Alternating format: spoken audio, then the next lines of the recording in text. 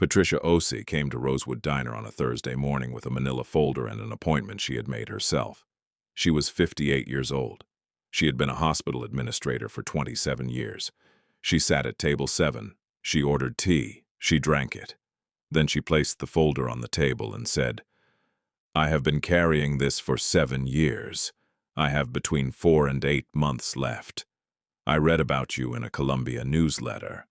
I think you are the right person." Maya sat down across from her. She had learned not to ask why the right person. She had learned to just look at the folder. Inside, 7 years of evidence that Manhattan Memorial Hospital had been falsifying patient outcome records. 3 deaths recorded differently than they happened. 847 patients with altered outcome data. Patricia Osei had been Director of Patient Outcomes at Manhattan Memorial Hospital from 1994 to 2017. Her job: ensure that patient outcome data was accurately recorded and reported to the Centers for Medicare and Medicaid Services, the New York State Department of Health, and the Joint Commission. In 2017, she had found discrepancies in 3 patient files. Patient 1, a 74-year-old man. His death had been recorded as natural causes, age and cardiac condition consistent with mortality. The original nursing notes, before the hospital system was updated, showed a medication dispensing error in the 48 hours before his death. The error had not been logged. The updated record did not mention it. Patient 2, a 61-year-old woman. Sepsis progression, missed for 18 hours. Because a monitoring alert, the one that should have triggered a nursing response, had been temporarily disabled. Disabled to improve the hospital's response time metrics. The metric looked better. The patient died. Patient 3, a 68-year-old man. His family had been told he died peacefully. The original notes said otherwise. His pain management in his final 4 days had been mishandled. Not logged, not reported. Recorded as natural causes, peaceful. Patient 3's name was Walter Harrington. Maya looked up from the folder. "I knew this patient." "I thought you might. His name appeared in connection with a pharmaceutical case 2 years ago. I found the Columbia newsletter article about the nurse who had cared for him. He spent time at Manhattan Memorial before Columbia. 4 days. His pain management in those 4 days was mishandled and not recorded correctly. His family was told he died peacefully." Maya was very still. She called Ryan. "A former hospital administrator, has 7 years of evidence that Manhattan Memorial falsified patient outcome records. 3 deaths incorrectly documented. 847 patient files with altered data. Ryan, one of the 3 patients, is Walter Harrington." Silence. "Walter. Yes. His final days. Yes." Maya. Cole Capital has a $12 million position in HealthBridge Capital Partners. HealthBridge is the parent company of Manhattan Memorial Hospital. Ryan divested from HealthBridge Capital Partners at 9:47 a.m. the following morning. $12 million, without calling his board first. The Cole Capital board found out at 10:15 a.m. Marcus Obi, the replacement board member, called at 10:22 a.m. "Ryan, you divested $12 million without board approval. Our governance protocol requires—" "I know the protocol. I wrote it." "Then, HealthBridge's hospital subsidiary has been falsifying federal patient outcome records for 7 years. 847 patients. 3 deaths recorded incorrectly. I have documentation. I'm presenting to the full board at 2 p.m. The divestment stands." A pause. "Ryan, $12 million. 3 people died with incorrect records. One of them I knew. The $12 million stays divested." Maya found out about the divestment from David Park, not from Ryan. Ryan had not mentioned it. She called him. "You divested?" "Yes." "This morning?" "Yes." "Without telling me." "I told you about the investment immediately. I divested because it was right. I didn't think the second thing required a conversation." Maya sat with this. That's actually fair. Yes, it cost you $12 million. Also a business decision. You're very annoying. I know. She smiled. He could hear it. Meanwhile, Patricia Osei was meeting David Park at his Manhattan office. She was going through the 7 years of documentation, original nursing notes, preserved before the hospital system was updated, system update logs showing when each patient record was revised, internal memos from the hospital's COO, David Chang, authorizing the metric adjustments, an email chain from 2017 in which Patricia had raised the discrepancies with Chang directly, and his response, one sentence. This matter has been reviewed and is considered closed. David Park asked Patricia the question at 11 a.m. You've had this documentation for 7 years. Why did you wait? Patricia wrapped both hands around her teacup. When I raised the discrepancies with Chung in 2017, he called me into his office 2 days later. He said the records had been revised to protect the hospital's Joint Commission rating. He said if I pursued it, he would ensure that my pension, my professional references for any future position, and my daughter's medical school application, she was applying that year, would all face complications. He threatened your daughter's application. He had connections at 2 of the 3 schools she was applying to. He named them. What did you do? I stayed quiet. I preserved copies of everything before I retired. I kept them.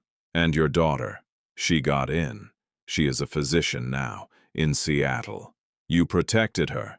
Yes, and now I have 4 to 8 months. And I want to see this handled while I still can. And I want Walter Harrington's family to know what happened to him in those 4 days. David Park looked at the documentation on the table. 7 years of originals, system update logs, David Cheng's 2017 email, internal memos. This is a complete evidentiary package. I know. I was an administrator for 27 years. I knew what would be needed. Patricia, David Cheng is still the COO of Manhattan Memorial. She looked at him. I know. He will find out. The moment Cole Capital's divestment becomes public. He's already connected those dots. I know. Are you concerned about? I have 4 months, David. What is he going to do to me? David Cheng found out about the Cole Capital divestment at 11:30 a.m. His chief of staff showed him the financial news alert. He had been COO of Manhattan Memorial for 12 years. He understood immediately what a billionaire divesting from his parent company meant. Someone had the folder. There was only one person who had ever had the folder. He called his attorney at 11:42 a.m. Then he dialed a number he had not dialed in 7 years, Patricia Osei's number. He did not know she was sitting across from David Park at that moment. He did not know she had already given David Park everything. He did not know she had 4 months. Patricia's phone showed David Chang. She showed it to David Park. David Park said, "Don't answer." She did not answer. David Park filed 3 things simultaneously at 2 p.m., the same time Ryan presented the documentation to his Cole Capital board. 1.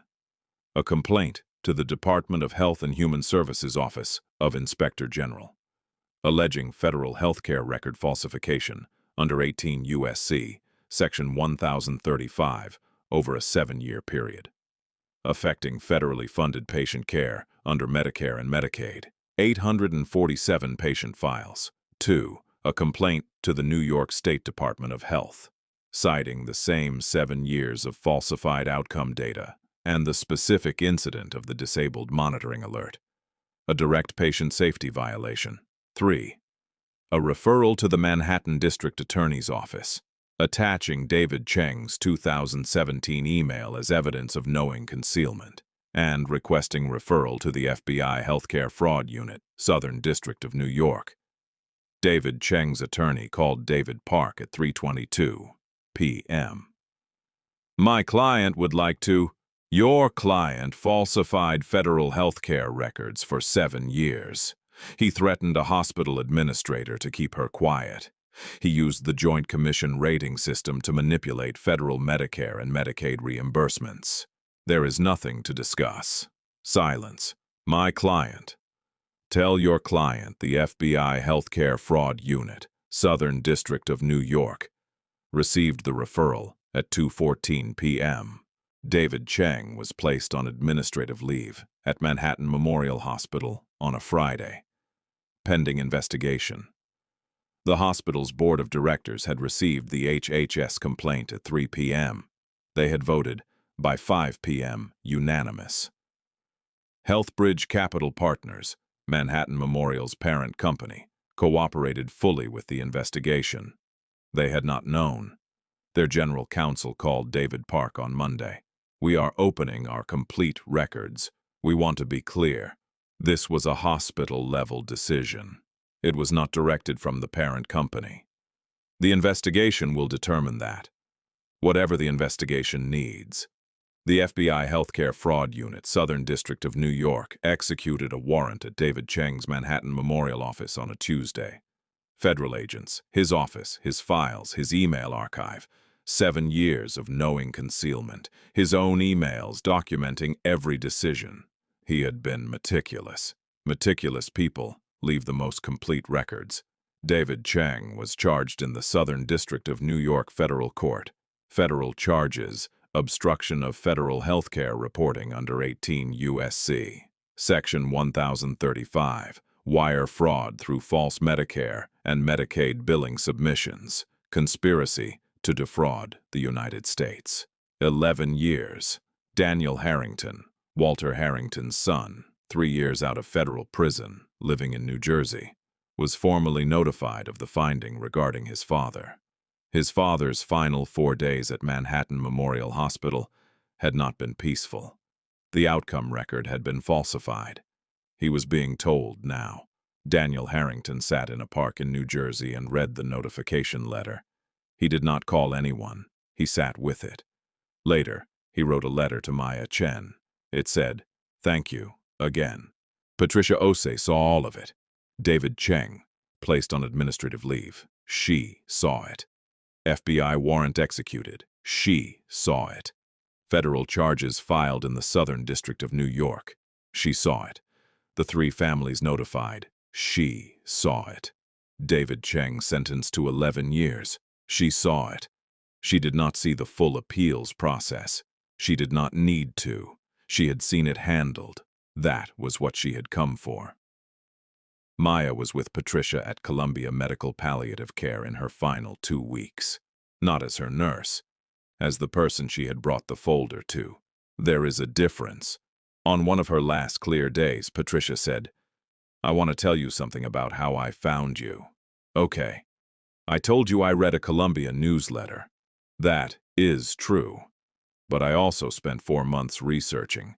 I read about the pharmaceutical case, and the scholarship case, and the building in the Bronx, and the will.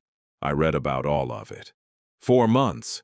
I needed to know the person before I gave them 7 years. Maya looked at her. Why me specifically? There were attorneys, investigators. Because you notice things before other people do, and because you do not stop after you notice. Those are 2 different qualities. Most people have one. You have both. Maya sat with this. Patricia. Yes, I'm glad you came to table 7. I almost came 2 years ago.